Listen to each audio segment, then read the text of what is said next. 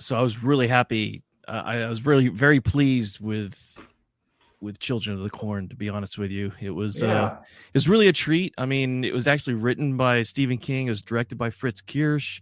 Had Linda Hamilton in it, Peter Horton, and there's a Um, lot of. yes, that's not the movie we're reviewing. We're reviewing the other one, the 2020 movie.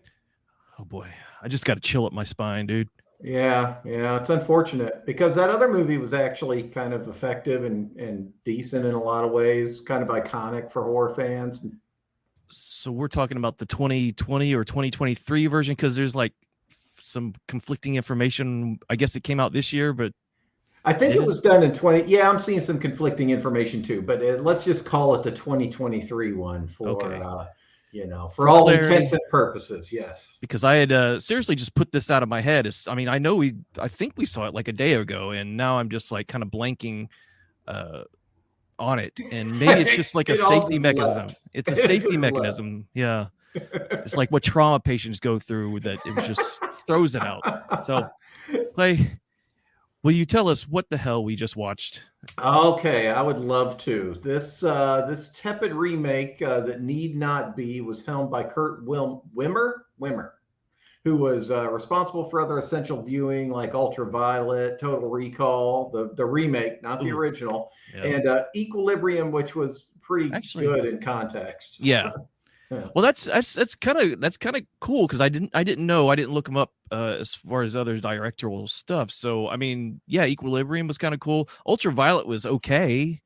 Um, Yeah, I mean, and I think he also did one of the Expendables, which so he's good at helming movies that we don't need. It yeah, seems to be kind of in his wheelhouse. But yeah, this one was just baffling. It's almost I kind of wonder if the movie was made at duress in some kind of way. It like seems. like the Russian mob is like, we've got a lot of money, we need to launder through your country. Now we need to put it in something. And Kurt Wimmer's like being held at gunpoint with his hands behind his back. Like it won't make any sense. Oh, you think it needs to make sense? None of our films make sense in Russia. So yeah, maybe that poor Kurt. If that actually happened, I feel so sorry for him. So I hope his because family's okay. I maybe really this do. was a cry out for help that we missed a lot of, maybe missed a lot of like what are the Easter bunnies or Easter eggs, not Easter Easter egg, yes, bunnies. yes, Easter egg, yeah, like the round pebbles, the round brown pebbles are the kind of Easter eggs that we got with this one. Yeah, I've never seen a director quiet quit before, but that's what this felt like. It felt like, yeah, I mean, like I said, now that I know his past output, I'm thinking this was a paycheck, must have been purely a paycheck for him. Yeah, uh, that's how it feels like. But there's just it was so baffling. Like I've never seen. Well, I'm sure I have, but it was one of these movies where something that should if we just describe how the movie opens with a bunch of kids getting killed in a school in their preschool, and then they pump in gas to try to put the right. killer to sleep and it murders everybody. Me describing that is like, wow, that's horrific. It's timely. Don't Yeah. worry, because it's the most un like it's just the most uninteresting, boring sequence that I've ever seen in a movie. You're just Well, like, all yeah. right. Well, what you missed and what you may miss if you don't pay attention to the movie like we sure did, is that that was actually a school for delinquents. It wasn't a Oh, preschool or nursery school. That I didn't know that until our I guess our antagonist of the movie, the supposed Isaac, that we had Isaac in the original movie who is the leader of the children and who spoke to he who walks behind the rose. The girl is Eden in this movie, and she's played by Kate Moyer. Kate So Moore, yeah. and so it starts off like you think this I guess teenager comes out of the cornrows, and Eden sees him, and then you think, oh, he grabs a knife, and then he says he's not gonna watch Eden cry anymore, or some shit like that. You think he's gonna kill Eden, then you think he's gonna kill some goat that's kind of tied up nearby for some odd reason, and Instead, Don't he hurt just the baby goat. yeah, and then you see him vault to head inside the delinquency school, and he just stabs like the first adult he sees, and then the next scene is just of this gas being pumped in there. Like Cyclone B. And it wipes out, it kills not only the killer, the teenage killer, but it kills the rest of the kids in here. And then it cuts to the sheriff going, well, I guess I'm out of an election this year. Yeah, Like, whack-a-doodle doody. Yeah. so sympathetic about what he did, you know. It was just, it just starts off stupid. It starts off stupid. Oh yeah, just completely the wrong tone. I mean, we, unfortunately, like real life, real life things have happened that kind of mirror this, but it doesn't elicit that kind of reaction in any way. It's not timely. It's not effective. I almost hate to admit it. It's been so long since I've seen the old movie, the 1984 one with Linda Hamilton. Excuse me, that I don't remember a whole lot about it. I do remember that the opening sequence was 1,000% more effective. Oh yeah, it was actually chilling, and the acting was good, and it put you in the moment. It was well done. By comparison, it's just it feels like they keep remaking these Children of the Corn movies, and I'm beginning to wonder why there was ever an appeal in the first place. It doesn't seem like the core property is that compelling to me. Yeah, I think maybe back, when the story was originally written, when King originally wrote it, we're talking about a different America. We're talking about technology isn't where it is at today. So there may be some weird, inconceivable way, a possibility that something like this could happen, as far-fetched and crazy as it seems, back in maybe the late 70s and early 80s. But in this day and age, nothing like this is ever going to happen. And the thing is, it's they start off this movie because let's go to compare and contrast. I know you haven't seen the old first movie, but in a long time. But with this new movie, they're trying to explain, kind of give the kids some motivation for killing the adults in the town, and it doesn't work at all. It doesn't work because we don't know what that motivation is. Yeah, like I swear it feels like the script introduces an idea and then abandons it just as quickly. Yep. But it does that with scenes as well. Yeah, it does. And it's like they start off and they hammer this point home that GMO is bad, and they're putting dust on the crops that's killing all the crops, and it makes people hallucinate, and that was responsible for the Salem witch trials because everybody hallucinated. So it's like, okay, that's going to be the thrust of the movie. No, it's just a huge red herring. Yeah, but it's almost just like an incomplete sentence because it just goes nowhere. They don't come up with anything else to fill in that gap in the narrative. It's just baffling. It was so bad. None of the characters seem to know their own motivation. There's no real good solid reason for the kids' animosity towards the adults in town. It felt like because going back to the original film, now I can't remember the short story. I remember reading the short story, when I was in my teens, but the original movie is what I remember the most. And with that, it's Peter Boyle, is that his name? Peter Horton, sorry. Peter Horton. Yeah, Peter Horton and Linda Hamilton are basically the only adults in the movie besides a gas station attendant that's hanging around outside of town. Okay. But basically, they're the only adults that come into the town. They realize, there's a lot of kids, or they find, they start unraveling this mystery of where the adults are, what's going on.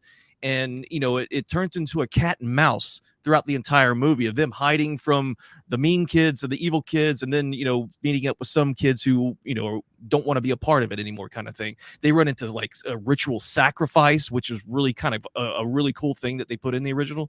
And with this one, they're trying to explain how all the adults died. It just did not work. The adults, okay, so their corn is dying. They blame the big big corn companies for coming in and poisoning the land and, and exposing all the corn and the land to toxicities and stuff. So the adults decide, hey, we're going to take these subsidies from the government and grow other crops that will be more fruitful. And I thought, wow, that's a great idea. Yeah, wow, it seems to work out for everybody. Yeah, it? I mean, if you can take subsidies from government and buy and plant crops that the government actually wants and the people want, then by all means, that sounds like a great solution. But the thing that pissed me off about this goddamn movie is that when all the adults voted, these little kids say, well, what about our vote? It's well, like, you're minor, so fuck off. Yeah, shut up. You have no say. Be quiet. Or even in the building, go, yeah.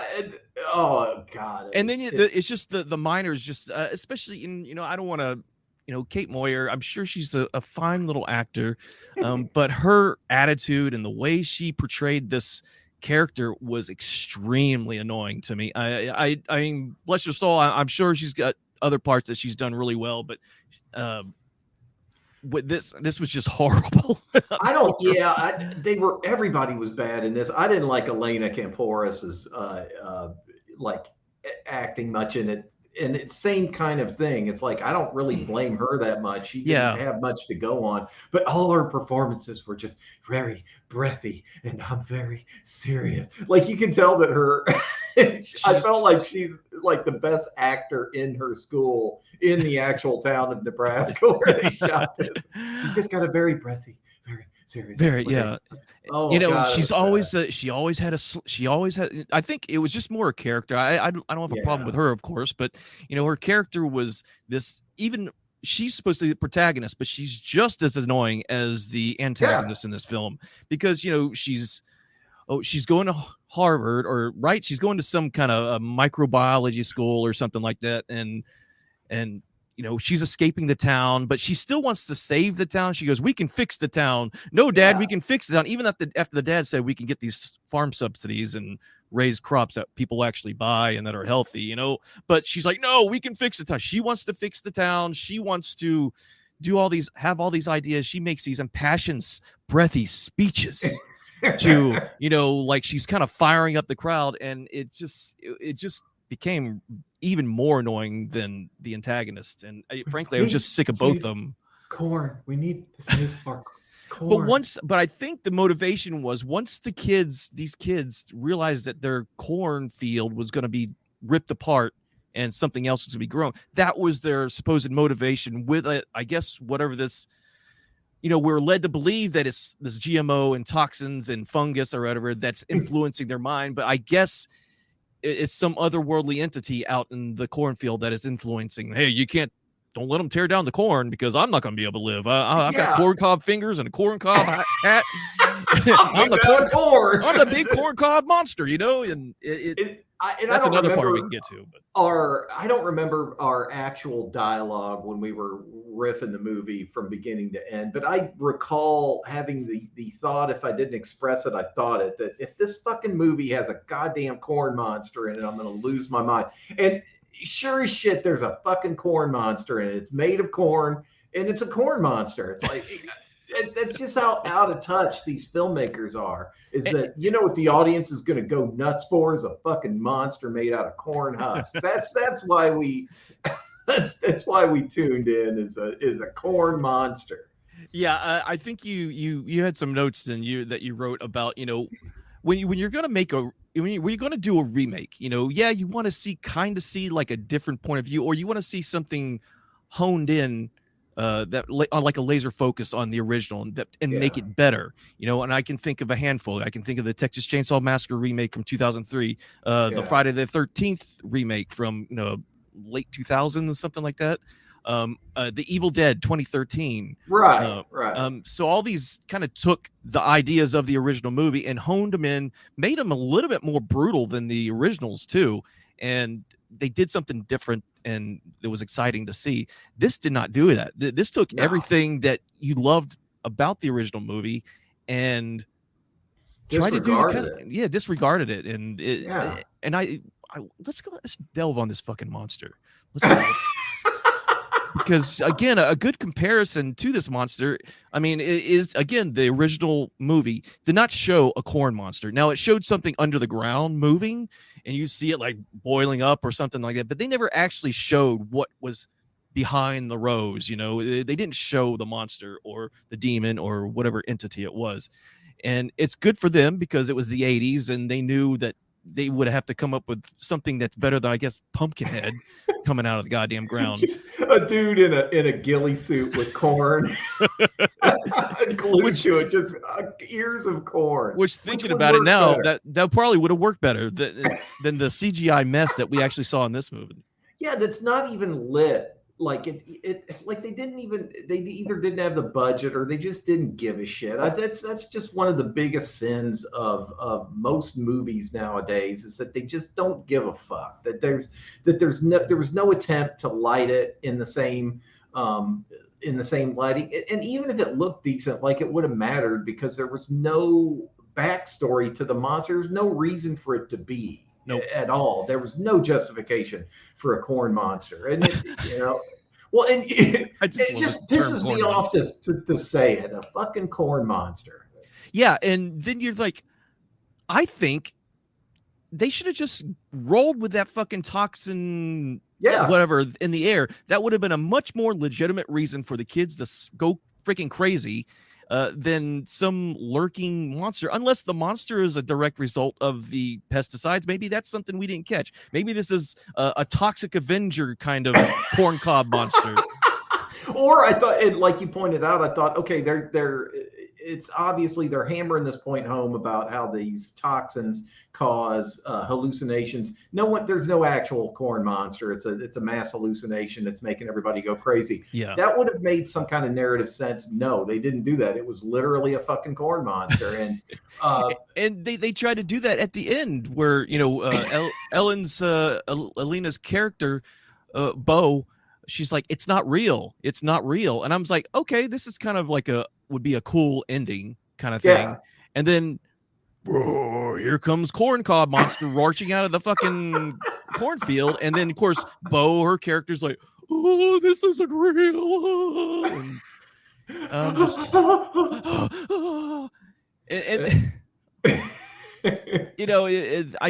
it's just perplexing because not only was that so dumb looking, the CGI, but when there's a kill scene, there's a couple of shots where they use some special effects wisely. But they're practical effects and they look okay. Like the two girls who are like stabbed and hanging up on the ceiling, who we thought they were going to escape. They did a good job with that. But they do a total CGI pulling apart of this woman by the corn cob monster. And you hear me in our playback. I'm just going, boo, boo. This movie, like if it was back in the Grindhouse days when you would go to like these dollar features and just throw popcorn at the screen and talk mad shit, just boo. I'm telling you, dude, when I went to go put together the riff reel for this, because guys, if just in case you don't know, we put together all what I think are some funnier riffs that we did when we watched this movie. It was hard. It was very hard because there were a couple of great riffs that we had in there. But most of it is us raging at the film. Yeah, it's just so fucking bad. And getting pissed. It wasn't even, there was some parts where I was like, oh my God, we were really fucking harsh on this part. Oh man, we went off on it. We went in on it. And I don't know that anyone's really paying that close attention. It seems like, kind of objectively weird that we go in on this movie that was probably executed on some level a lot better than other movies that are just pieces of dog shit in other people's estimation that we actually like. But it's all with horror, and we say this all the time, it's a totally different sliding scale that you grade it on. It's all about entertainment, almost in the face of intent. Like a lot of my favorite horror movies, you could tell that this isn't what you were trying to portray to the audience, but something about the earnestness of the filmmakers and their kind of charming ineptitude sometimes kind of makes it into something that it's not. Like Veronica comes to mind. Yeah. You could say that for the Children of the Corn sequels that came after it, the original one, which were they're all really bad. but at the same time, they've got a certain charm about them that you can watch them and say, "Oh, this is fucking dumb," but at least we got to watch it, and yet you had a good time, no matter how frustrating some scenes may be. But this one, it wasn't fun. I mean, I will say that I did start watching this movie before I brought it to CS. Yeah. But as soon as I was like, I think I got 15 minutes into this thing, and I stopped it. I was like, I need to tell Clay that we need to watch this goddamn thing. And because I'm glad you did. I mean, there's one scene in particular when you were talking about like things that just felt like they didn't finish writing. It feels like they had an idea and then just let it kind of peter out. And there's one scene where the kids are in the cornfield, and they're making a kid walk the plank. Oh yeah. And this kid's name is Wally. And I know Wally Wally. Well, I mean, we don't know. I mean, shit. Yeah. So this is a long and drug out scene where they're Bo shows up with her brother, and then there's the outcast kid shows up, and all the kids are chanting, "Jump, walk the plank," and they keep pushing him out on this plank, and he's like slowly walking out here. He's crying and complaining, stop it, hey, stop poking me that damn thing, and then there's like a pile of corn husk and everything, and then Eden wants someone to set the thing on fire once he falls into this pile of husks. And again, Bo's trying to tell her, "Oh, you can't do that, it'll blow everybody up, it'll set the whole cornfield on fire." It's like, well, also it's such a baffling scene because no one is like, we're going to execute this kid. The whole tone of it was wrong too. It was almost creepy. It was unintentionally creepier in a way that they didn't intend. Like they're getting ready to execute this kid. Yeah. And then all the kids on the ground are like, "Yes, make him walk the plank," and we never get on-screen resolution on if he's okay. No, if they actually did it or not. In fact, it was getting closer and closer to the moment when our hero Bo decides to bail out and chase down the outcast kid and go talk to him. And so we're sitting there going, "Okay, well, what happened to Wally?" And you just hear, and then a big wolf of fire as it blows up, which would have been hilarious and awesome. But the only other time we hear about it is when Bo's brother comes up, and I think that's what, Callan Mulvey, is that him? No, that's the father. That's the father. No, Jaden McGinley, who plays Cecil, the brother, finds Bo, and she says, "Oh, well, how'd everything go?"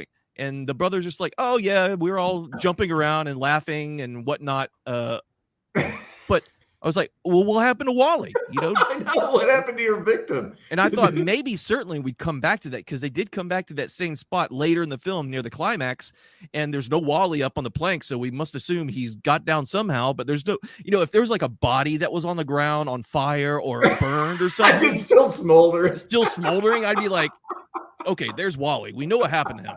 At least we get some resolution. But what's chilling is the like you pointed out, Bo is supposed to be our protagonist, as a character completely unlikable. It shows at most mild indifference to the fact that they're getting ready to murder this child for the crime of abusing his hound dog. And wait, he wasn't even abusing his hound dog. He said the dog ate some poison and it was dying, and then Eden was like, "Well, you should have put it out of its misery instead of let it suffer." Yeah, so instead because any fucking 10-year-old boy would grab a shovel and just bash its dying dog's head in. It's absolutely bonkers. Well, I think that we're missing the context of growing up in Nebraska. I have a theory for the way that this original story came to be. I don't know this for a fact, but I think that Stephen King and his wife Tabitha were driving through Nebraska, and then Tabitha was like, "Man, this really sucks here. It's just corn and it's really boring." And then she says, "Gee, Stephen, could you imagine if you could never leave Nebraska?" And then he was hit with inspiration. And then he went home and he did a whole bunch of blow. And then he wrote a story that has paid off in dividends. Because could you imagine? He has to just go to his mailbox and pull out like, royalties that he didn't even expect to get. Right. Like, oh, this is great. Shit, I got $500,000 for some weird knockoff Corn of the Children of the Corn thing. I'm into it. I bet it's a total piece of shit. And then he hobbles in because he's old and he's been hit by a car. Yeah, twice, I think. That poor guy. God damn. But yeah, I mean, I love Stephen King's. I read him a lot as a kid. I tried to read everything I could, and I haven't gone back to his books as an adult. Maybe I should, just to kind of get a different opinion of what my grown-up brain thinks of him, as opposed to I think I was just like a horny, violent teenager that he had sex scenes in his books, he had violence in his books, and I was all into it. Well, and he had and still does. He had a very descriptive, beautiful, kind of poetic way that he set the scene. Like he would give you. Some writers hate this, just the kind of overly descriptive way that King set the scene. But as a young reader, I loved it because he put you in the scene. There was a lot of times there would be just pages and pages dedicated to, like little wisps of stuff in the air, like describing Derry, Maine, or the town, and you could go a chapter just describing the inhabitants and some of the history and the old corner store that had been there for 100 years, owned by a family of people that he'll describe people that you'll never hear about again ever in the books, except maybe in passing. But but it was, I mean, reading Stephen King, it was a treat, especially because I think that a lot of us came to King in the same kind of way. It's just his books were just available. Like a lot of us, our moms read them and they were just on the bookshelf. So it was something to get into. So I definitely appreciate his artistic contribution. They have made countless shitty adaptions of his work, and in fairness, he a lot of his books weren't worth the sum of their parts. They didn't hang together that well as a cohesive story. But I mean, I can't talk shit. I don't have a single novel. He had and he'd write one a week. Yeah, I know. I mean, the guy is definitely, I don't know if he's writing as much anymore because I haven't been keeping up with him, obviously, but just some of his ideas were just batshit crazy. The Mangler is one of the ones that was it was about a printing press, I think, that just ate people. And this was made into a movie. Yeah, it's I think that he's kind of was a victim of his own success in a way, because his publishers would publish whatever drivel he would fart out of the typewriter.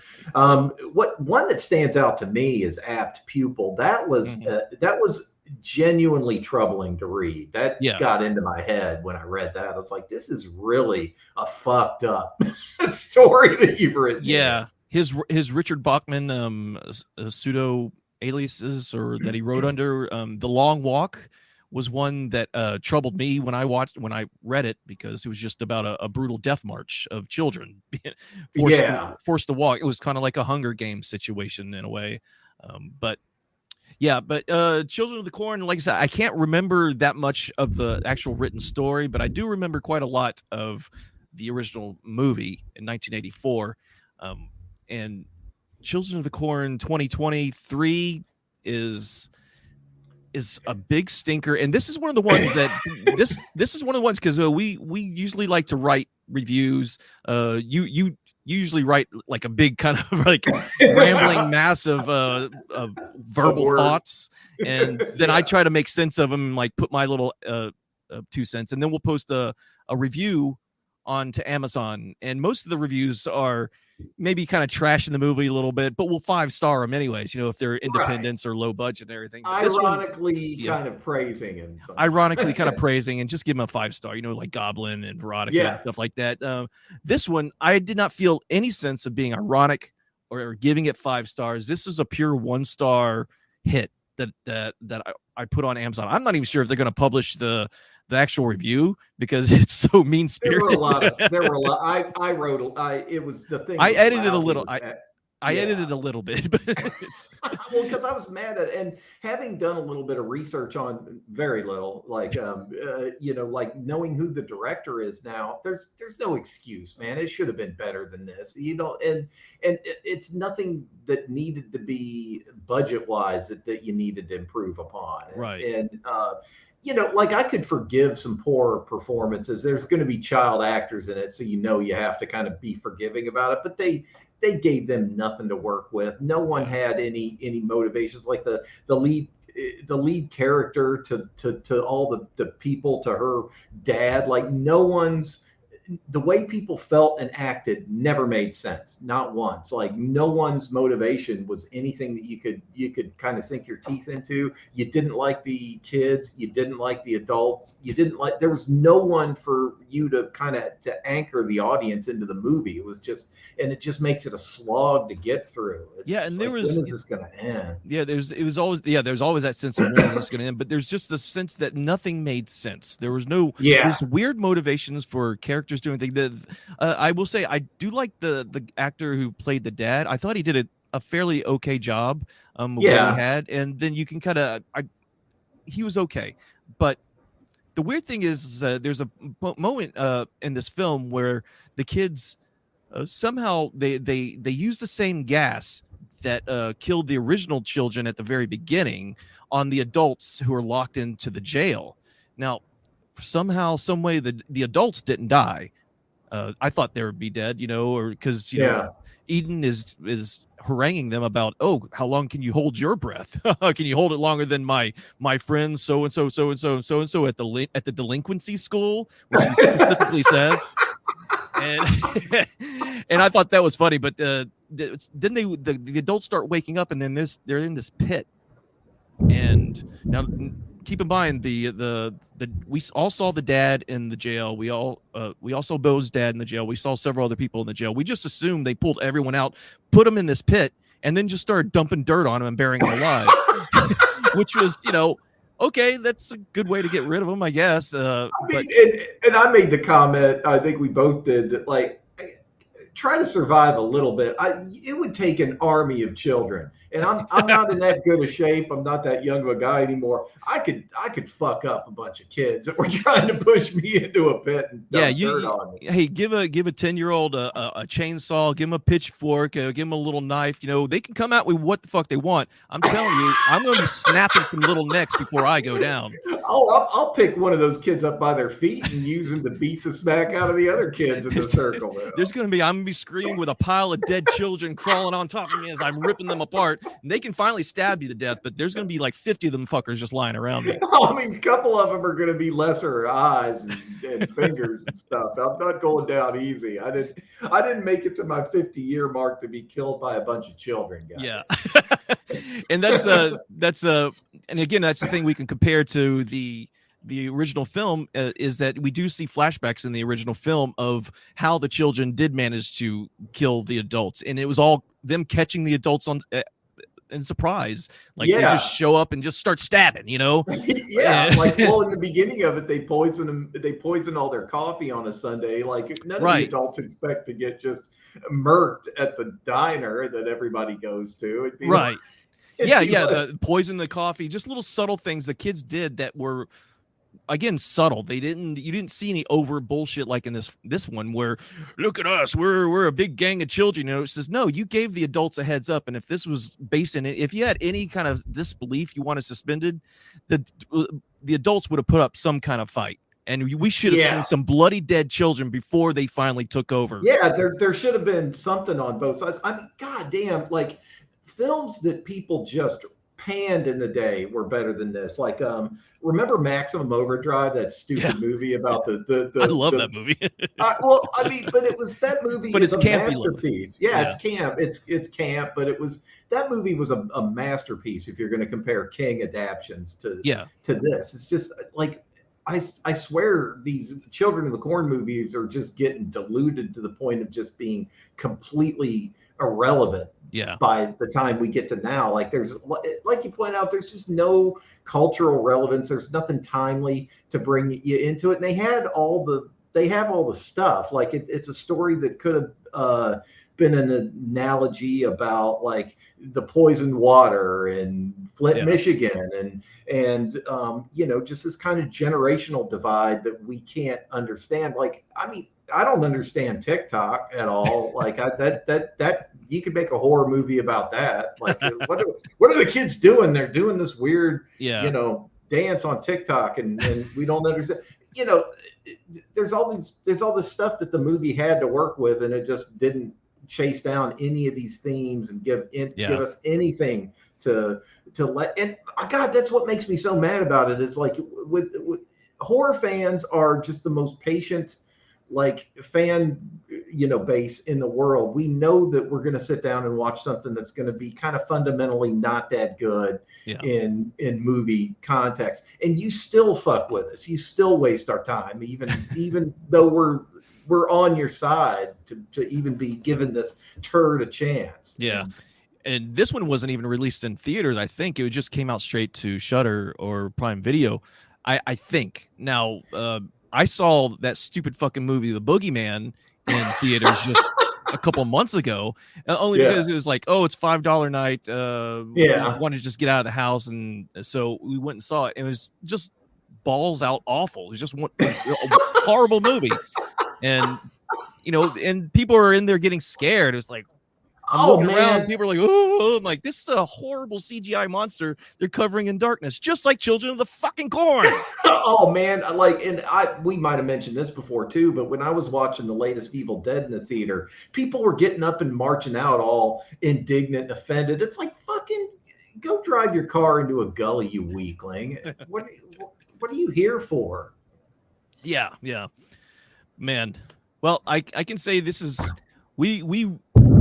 if this was an actual city, we would have razed this thing to the ground and scorched earth policies, just burn everything, salt the earth, poison the wells, and no one would have to fucking watch Children of the Corn. No more corn's gonna grow here. It's kind of funny too, because we have watched some like profoundly shitty movies since we've started the podcast, and this one really fingered my butthole in a way that I didn't care for. It did mine too. And now I will mention that one of the next movies we're putting a little time in and we're watching is a little movie called Death Metal.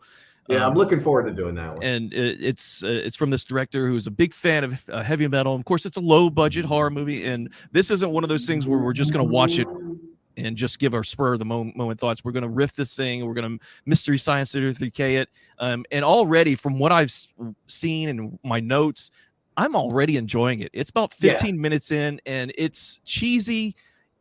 I've already laughed a couple of times out loud from some of the lines that people are saying in there. So I think this is one that I'm not really going to have too much bad stuff to say, only that, it looks like this guy's got a love for the movies, got a love for the music, and I'm hoping to do it justice with what we do. Well, and I don't want to flavor your opinion too much, but that's a good assessment of it. Death metal is done. I can tell it was tongue in cheek on some levels, and he obviously knew what he was working with, but and I think what kind of the way that we're both going to get into it is we understand, you even more than me, we understand that scene. We understand the death metal scene, and just the kind of the way people behave, and the kind of the fun gatekeeping of the characters when it comes to, and there's a lot of nods to that. It's a film that's made by and for heavy metal fans. So I think that y'all are going to enjoy our riff of it. That it was a movie made for riffing too. There's some wonderful moments. There are some really wonderful moments, and I'm looking forward to catching the rest of it and writing down our jokes, and we get a nice little collab going so we can get that written up and fulfilled. But Children of the Corn has now leave up a step. So now leave is now no longer at the bottom of the pile here. I think Children of the Corn now takes the trophy for being the worst film we've ever seen on this channel. If there's a chart and an animation, which I'm not going to do, the worst film we've seen in this iteration, I should say, of cinematic suffering. Some of the other ones I've forgotten. Like we've had people reach out and be like, "God, you guys are brutal," and it's like I forgot that we watched that movie. Sorry if you were offended. It was like 5 years ago, 4 years ago. But yeah, okay. So, all right. There's our review, our opinions of Children of the Corn. I will say that, I know that the actors in here don't come at us saying that we're fucking trashing on the child actors, which we are. We hate them. They're awful. But I kid. These kids did the best they could with the work that they have. They certainly weren't on Spielbergian levels of that you wrote of acting talent, but they did what they could, and unfortunately, Kurt, what have you done? Well, I guess with this all lies in your lap, sir. Unless there's some behind the scenes. It's like, please quit making remakes. We don't need. No one wants them. They like movies like Total Recall are genre classics that don't need to be remade in any way. Children of the Corn has already been done to death. Do something new. You can fuck up your own creation just as much as you can, piss on the soon-to-be corpse of Stephen King. leave him alone. Well, I guess that's it. Do we have anything to plug? I guess we already kind of did the death metal plug. Just like if you like horror and you like MST3K riff track style joke commentary and you like movie reviews, you like horror video games, you're in the right spot. That's what we do here on Cinematic Suffering. So, show us some love, click like, subscribe, all that kind of stuff. It really helps us grow our audience. And, we appreciate your time and hanging out with us. Yeah. Thank you so much. Especially hit that subscribe button, like, and share if you think it's cool. You think we did something funny. Or if you think we did something awful, then please yell at us. It's always fun. Yes. Yeah. But we are Cinematic Suffering. I'm Jason. That's Clay over there. Hey. Everyone have a good night or day. Peace. Or wherever you're at. Bye. Bye.